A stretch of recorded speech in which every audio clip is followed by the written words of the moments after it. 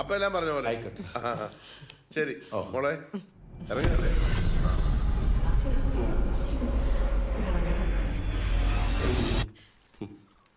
Okay.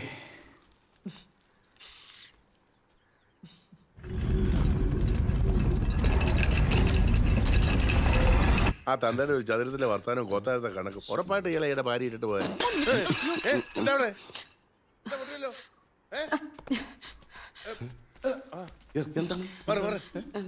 ഇതെങ്ങനെ പൊട്ടിയേ?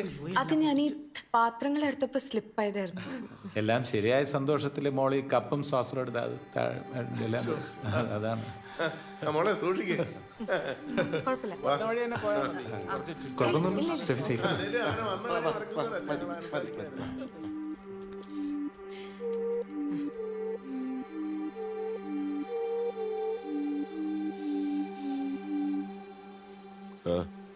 കുട്ടി പുറത്ത് കാണിക്കുന്നില്ലെന്നേ ഉള്ളൂ, അകത്ത് നല്ല ടെൻഷൻ ഉണ്ട് കേട്ടോ. ചിലപ്പോ ബബ്ബി പൊട്ടിച്ചെറിക്കും.